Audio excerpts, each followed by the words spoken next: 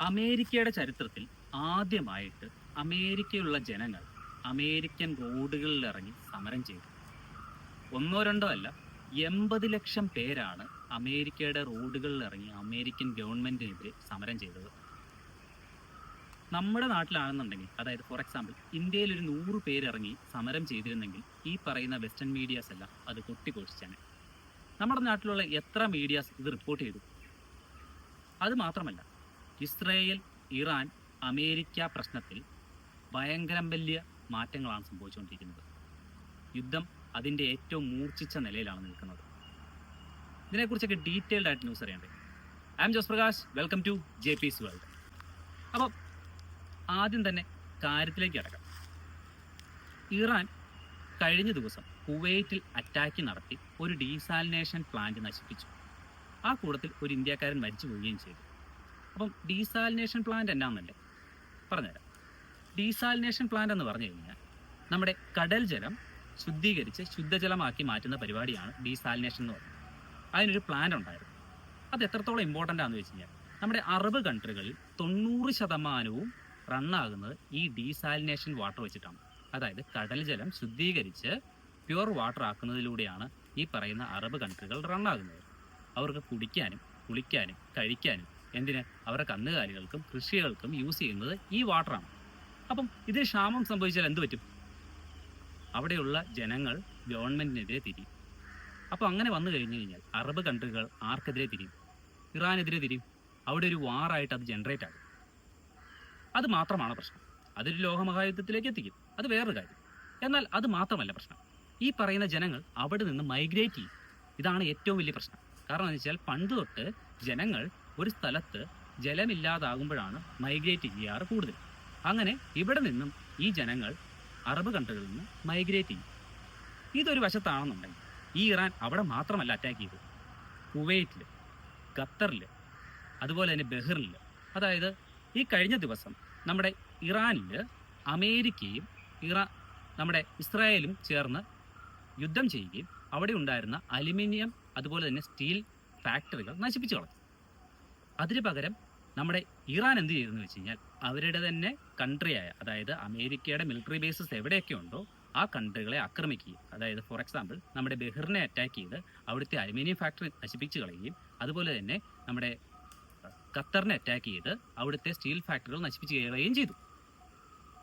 അപ്പോൾ അത് മാത്രമാണോ എന്ന് ചോദിച്ചു കഴിഞ്ഞാൽ ഇവിടം കൊണ്ടും തീർന്നില്ല പ്രശ്നം. നമ്മുടെ സൗദി അറേബ്യയിൽ അമേരിക്കയ്ക്ക് ഒരു മിലിറ്ററി ബേസ് ഉണ്ട്. ഈ മിലിറ്ററി ബേസിൽ ഈ കഴിഞ്ഞ ദിവസം ഇറാൻ അറ്റാക്ക് ചെയ്തതിൽ അവരുടെ ഒരു യുദ്ധവിമാനം നശിച്ചുപോയി. ഈ പറയുന്ന അതിൻ്റെ പിക്ചറും കാര്യങ്ങളും സോഷ്യൽ മീഡിയാസിൽ ഭയങ്കര വൈറലാവുകയും ചെയ്തു. ഈ സംഭവം നടക്കുന്ന ദിവസം അമേരിക്ക നടത്തിയൊരു പ്രസ്താവനയുണ്ട്.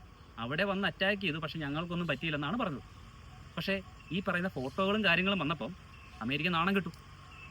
അത് മാത്രമല്ല, അമേരിക്കയുടെ ഒരു KC-135 steato tanker aircraft emergency land ചെയ്തു. എന്തിനാണെന്ന് വെച്ച് കഴിഞ്ഞാൽ നമ്മുടെ ഇറാൻ അറ്റാക്ക് ചെയ്തതിലാണ്. അപ്പോൾ മനസ്സിലായോ? ഇറാൻ നമ്മൾ വിചാരിച്ചതുപോലെയൊന്നുമല്ല, ഭയങ്കരമായിട്ടാണ് അറ്റാക്ക് ചെയ്യുന്നത്. അതിന് പകരം ഇസ്രയേലും അമേരിക്കയും ചേർന്ന് അറ്റാക്ക് ചെയ്യുന്നതുമുണ്ട്. അതിന് ബെസ്റ്റ് എക്സാമ്പിളാണ് ഈ പറഞ്ഞതുപോലെ അമേരിക്കയുടെ 3500 ആൾക്കാർ ഈ പറഞ്ഞ പോലെ ഡിപ്ലോയ് ചെയ്തയക്കുന്നത് ഈ പറഞ്ഞത് ഇറാനിലേക്ക്. ഇപ്പോൾ ഈ യുദ്ധം അതിൻ്റെ പീക്കിലേക്ക് പോകുന്നതിന് പറയാൻ കാരണം എന്ന് വെച്ചാൽ എപ്പോഴാണോ ജനങ്ങൾ, അതായത് ജനങ്ങളല്ല, ഈ പറഞ്ഞതുപോലെ ഒരു ആർമിയും വേറൊരു ആർമിയും അങ്ങോട്ടും ഇങ്ങോട്ടും യുദ്ധം ചെയ്യുന്നു, അപ്പോഴാണ് ഈ യുദ്ധത്തിന് പീക്കിലേക്ക് എത്തുന്നത്. കാരണം അപ്പോൾ ആരെങ്കിലും ഒരു ആൾ ജയിച്ചേ പറ്റത്തുള്ളൂ. ഒന്നെങ്കിൽ അമേരിക്ക, ഇല്ലെങ്കിൽ ഇറാൻ. ഇതാണ് ഇപ്പോൾ നടക്കുന്ന അവസ്ഥ. അത് മാത്രമല്ല, ഇവിടെ ഒരു പ്രശ്നം നിങ്ങൾ കണക്കാക്കണം. ഈ യുദ്ധം കൊണ്ട് അമേരിക്കയ്ക്ക് ഒത്തിരി നഷ്ടങ്ങളുണ്ടായി. ഫോർ എക്സാമ്പിൾ, അമേരിക്കയിൽ തന്നെ ഫ്യൂവലിൻ്റെ പ്രൈസ് കൂടി. അമേരിക്കയെ വിശ്വസിച്ചിരുന്ന യൂറോപ്യൻ കൺട്രികളിലും ഓയിലിൻ്റെ പ്രൈസും ഗ്യാസിൻ്റെ പ്രൈസും ഇൻക്രീസ് ആകാൻ തുടങ്ങി. അതുകൊണ്ടാണ് അമേരിക്കയിലുള്ള ജനങ്ങൾ അമേരിക്കയ്ക്കെതിരെ സമരം ചെയ്തു തുടങ്ങിയത്. ഇപ്പോൾ 8 ലക്ഷം പേര് എന്തിനാ വന്നതെന്നല്ലേ ചോദിക്കുന്നത്. അതിന് ഒരു നല്ല മറുപടി പറയാം. ഈ പോയിരിക്കുന്ന 10,000 പേരും, അതായത് ഇറാനിൽ യുദ്ധം ചെയ്യാൻ 10,000 പേരെയാണ് അമേരിക്ക ഡിപ്ലോയ് ചെയ്തേക്കുന്നത്. അപ്പോൾ ഈ 10,000 പേർക്കും ഈ പറഞ്ഞതുപോലെ എന്തുണ്ട്? ഫാമിലീസ് ഉണ്ട്. അപ്പോൾ ഈ ഫാമിലീസാണ് ഈ പറഞ്ഞതുപോലെ അമേരിക്കയ്ക്കെതിരെ യുദ്ധം ചെയ്യാനല്ല, സമരം ചെയ്യാൻ വന്നിരിക്കുന്നത്. അപ്പം ഇവർ പറയുന്നൊരു കാര്യമുണ്ട്, ഇത് അമേരിക്കയുടെ വാറല്ല. അതെന്തുകൊണ്ടാണെന്ന് വെച്ചാൽ അമേരിക്കയ്ക്ക് ഒരു ബി പ്ലാൻ ഇല്ല. കാരണം എന്ന് വെച്ചാൽ അമേരിക്ക ആദ്യം വിചാരിച്ചത് ഇറാനെ ചെന്ന് അറ്റാക്ക് ചെയ്യുമ്പോൾ അവരുടെ റെജിം ചേഞ്ചും, അതായത് അയത്തുള്ള ഖമീനിയെ കൊന്നു കളഞ്ഞു കഴിഞ്ഞാൽ അവിടെ ഒരു റെജിം ചേഞ്ച് ഉണ്ടാകും. അതുപോലെ തന്നെ അവരുടെ മിലിറ്ററി ബേസും ഈ പറഞ്ഞതുപോലെ ഷിപ്സും സബ്മറൈൻസും എല്ലാം നശിപ്പിച്ച് കളഞ്ഞു കഴിഞ്ഞാൽ പിന്നെ ഇറാൻ തിരിച്ചടിക്കുകയെന്നാണ്. പക്ഷേ ഇറാൻ അതിനേക്കാളും കൂടുതലായിട്ട് അറ്റാക്ക് ചെയ്യാൻ തുടങ്ങി. അതിൻ്റെ ബെസ്റ്റ് എക്സാമ്പിളാണ് ഇറാൻ മാത്രമല്ല കഴിഞ്ഞ ദിവസം അറ്റാക്ക് ചെയ്തത്. അപ്പോൾ ഇറാൻ്റെ കൂട്ടത്തിൽ ഇറാൻ്റെ പ്രോക്സീസും കൂടി ഈ വാറിലേക്ക് എൻ്ററായി. കഴിഞ്ഞ ദിവസം ഹിസ്ബുള്ള ഈ പറഞ്ഞ ഇസ്രായേലിലേക്ക് ഒത്തിരി മിസൈൽ അറ്റാക്ക് ചെയ്തു. അതുകൊണ്ട് മാത്രം തീരുന്നില്ല. നമ്മുടെ ഒമാനിൽ ഹൂത്തീസ് എന്ന് പറഞ്ഞ ഒരു പ്രോക്സി ഉണ്ട്.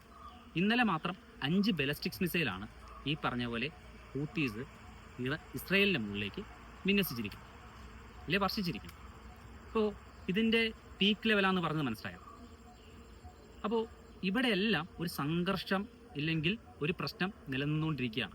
നമ്മൾ പണ്ട് കൊറോണ വന്നപ്പോൾ ഏതൊരു രീതിയിലായിരുന്നു എന്ന് പറഞ്ഞ പോലെയാണ് ഇപ്പോൾ അവിടെയുള്ള ആൾക്കാർ ലോക്ക്ഡൗൺ ചെയ്ത് വീട്ടിനകത്ത് കയറിയിരിക്കുന്നത്. കുറച്ച് കഴിയുമ്പോഴത്തേക്കും നമുക്ക് കൊറോണ എങ്ങനെ ഫെമിലിയർ ആയോ എന്ന് പറഞ്ഞതുപോലെ അവർക്ക് യുദ്ധം ഒരു ഫെമിലിയർ ആകുമായിരിക്കും. അപ്പോൾ ഇതൊക്കെയാണ് ഇപ്പോൾ ലോകരാജ്യങ്ങൾ നടന്നുകൊണ്ടിരിക്കുന്നത്. ഇനിയിപ്പം അടുത്തൊരു വീഡിയോയിൽ കാണാം. This is Jose Prakash. By.